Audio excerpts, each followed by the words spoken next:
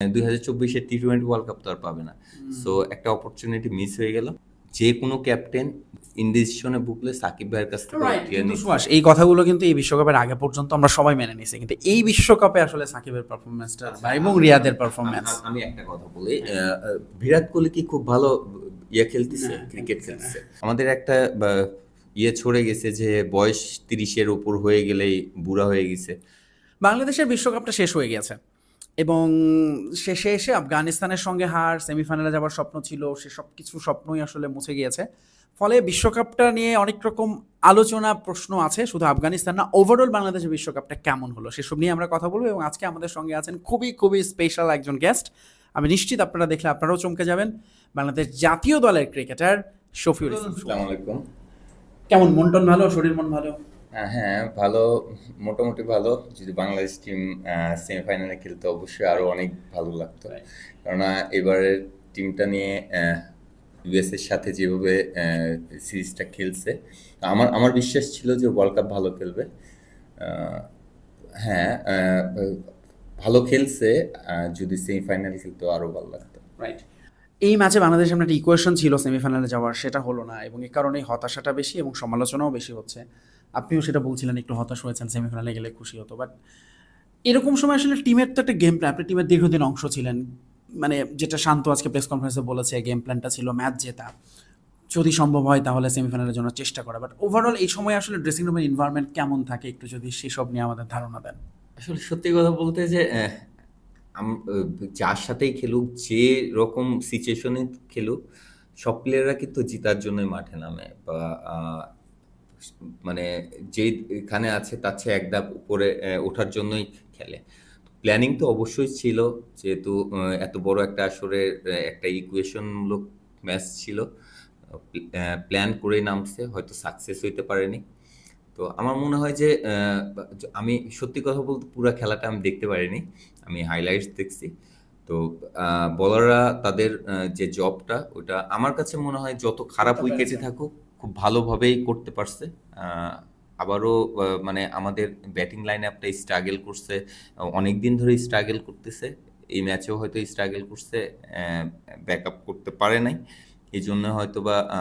কিন্তু আসলে সত্যি কথা বলতে অ্যাজ এ প্লেয়ার, আমিও যদি ওইখানে থাকতাম, ওইখানে একটা এত সুন্দর চান্স ছিল আমাদের। এর আগেও 11 ওয়ার্ল্ড কাপ বা যে কোনো ওয়ার্ল্ড কাপে আমরা আরেক দিকে তাকায় থাকা লাগতো। তো আমরা এই লাস্ট সুযোগটা আমরা পেয়েছিলাম, যে নিজেদের ওপর সবকিছু ছিল। সো এটা মিস করে আসছে। হয়তো বা এরকম অপরচুনিটি আবার কবে আসবে, এর চেয়ে ভালো অপরচুনিটি আসবে। তো আমার কাছে মনে হয় যে 2024-এর টি-20 ওয়ার্ল্ড কাপ তো আর পাবে না। সো একটা অপরচুনিটি মিস হয়ে গেল।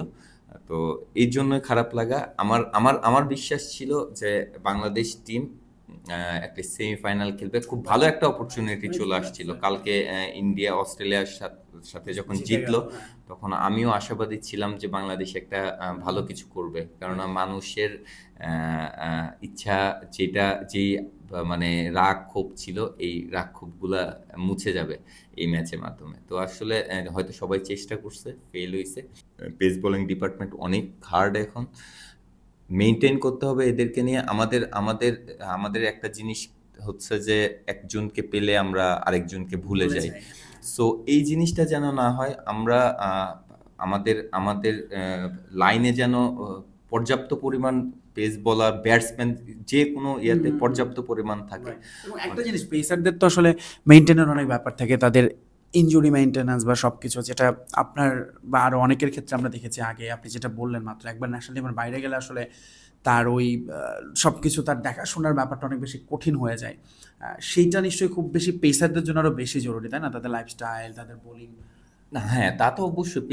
একটা পেস বোলার, আমি একটা সময় আমরা যখন ছোট ছিলাম, বাংলা, ইন্ডিয়া, পাকিস্তানের খেলা কিন্তু দেখতাম। তো আমার কাছে ওই সময় 2000 2000-এর আগে, 90s-এ, ওই সময় কিন্তু ইন্ডিয়ার পেস বোলিং ডিপার্টমেন্ট ওয়ার্ল্ডের সবচেয়ে খারাপ ছিল আমার কাছে মনে হয়। এখন এখন মনে হয় ইন্ডিয়ার পেস বোলিং ডিপার্টমেন্ট ওয়ার্ল্ডের সবচেয়ে বেস্ট। আপনি টেস্টে যান, ওয়ানডেতে যান, টি-20 যান, তিনটা ফরম্যাটেই বেস্ট। সো ওদের কিন্তু সবকিছু চেঞ্জ করে ফেলছে। পেস বোলিং এর যে আপনার সেশনগুলা ওগুলা কিন্তু অনেক চেঞ্জ করে ফেলছে বিধায় ওদের পেস বোলার বের হচ্ছে, ওদের মানে কোয়ালিটিফুল পেস বোলার বের হচ্ছে, টেস্টের জন্য পেস বোলার বের হচ্ছে, টি-20 স্পেশালিস্ট বের হচ্ছে সব।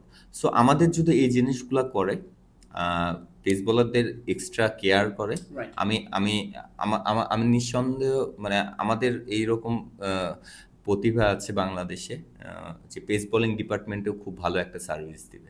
রাইট। সুভাষের সঙ্গে আমার আরেকটা কানেকশন হচ্ছে বগুড়ার সূত্রে, এবং এটা আসলে বলতে বাধা নেই যে এই ওয়ার্ল্ড কাপে বগুড়ার দুজন ক্রিকেটার প্রতিনিধিত্ব করলো না, তামিম এবং তৌহিদ হৃদয়। এদের সঙ্গেও নিশ্চয়ই আপনার কথা হয়েছে, একটু যদি সেটা বলেন। না, আমি আসলে সত্যি কথা, হৃদয়ের সাথে কথা হয়, দেখা হলে কথা হয়, হৃদয়ের সাথে অনেক অল্প কথা হয়, কিন্তু তামিমের সাথে আমার প্রায়ই কথা হয়।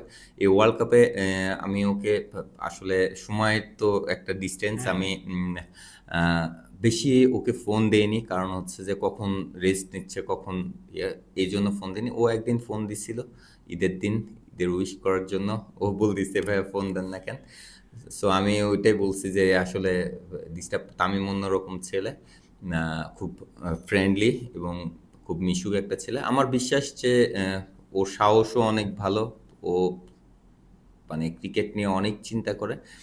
আমার মনে হয় যে বললাম না যে হৃদয়, তামিম একটা সময় ওরা কিন্তু 19 ওয়ার্ল্ড কাপ জেতা প্লেয়ার, সো ওদের মধ্যে এই টেস্টটা আছে।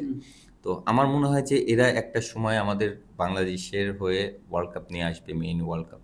আমি আশা করি এটা। রাইট। শফিউল ইসলাম সুভাষ একজন ক্রিকেটার হিসেবে অবশ্যই বাংলাদেশ দলের ক্রিকেটারদের এবং টিম ম্যানেজমেন্টের, আমি জানি যে আসলে তার কাছ থেকে আমরা একটা ভিন্ন দৃষ্টিকোণের থেকে আমরা ব্যাখ্যাটা আসলে পেলাম। সো বাট আমি জানি যে আপনাদের অনেক এখনও রাগ ক্ষোভ আছে, যেটা বলছিল। আমরা নিজেরাও খুব হতাশ বাংলাদেশ দল এটা কী করলো, এবং হয়তো এখন আমরা আশা করব আসলে হয়তো কোনো চেঞ্জ আসবে কিছু একটা, সেটা যেটাই হোক না কেন টিম ম্যানেজমেন্টের। এই আশাটা আমরা সবসময় করি। শফিউল ইসলাম সুভাষ, যদি আপনি আপনার ফ্যানদের বা আমি না আমি সমর্থকদের জন্য আমি কিছু বাংলাদেশ বলতে চান। ক্রিকেট নিয়ে আরেকটা কথা বলতে চাই দর্শকের উদ্দেশ্যে। সব সময় এই কথাটা বলি আমি এসে, যে ভালো সময় সবাই পাশে থাকে, খারাপ সময়টা পাশে থাকবেন। হ্যাঁ, রাগ আমারও রাগ হয় যখন খেলা দেখি, কিন্তু এই রাগটা কন্ট্রোল করে নিজের মধ্যে রাখি, নিজের উপর ছাড়ি।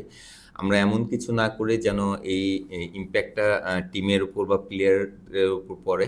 কেননা লিটন আমাদেরই প্লেয়ার, বাংলাদেশের প্রতিটা প্লেয়ারই আমাদের, শান্ত, লিটন সবাই আমাদের প্লেয়ার। সো সবার পাশে থাকি, অ্যাটলিস্ট ওদের কানে যেন না যায় বা ইয়েতে যেন না যায় আমার দেশের মানুষ বা আমার ঘরের মানুষ আমার এগেনস্টে কথা বলতেছে। আমরা করি, হ্যাঁ, অনেকে হয়তো অনেক কিছুই করে তাদের ফলোয়ার বাড়ানোর জন্য। তো এই জিনিসগুলো আমরা যদি না করি, আমার মনে হয় বাংলাদেশ ক্রিকেট আরও ভালো করবে, ছেলেরাও অনেক ভালো করবে। তারা অনেক আমাদের, সত্যি কথা বলতে ওরা আমাদেরকে অনেক কিছু দিতে চায়। আমি যখন খেলছি বাংলাদেশকে আমারও অনেক দিতে ইচ্ছে করতো, যেটুক পারছি। আমার অ্যাবিলিটি হয়তো যতটুক ছিল ততটুকুই পারছি। সবাই তার অ্যাবিলিটিতে বেস্টটা দেওয়ারই চেষ্টা করে। সো আমি এই কথাই বলবো যে খারাপ সময়টা পাশে থাকেন, ভালো সময় তো পাশে থাকবেনই, সবাইকেই পাওয়া যায়, খারাপ সময়টা পাশে থাকবেন।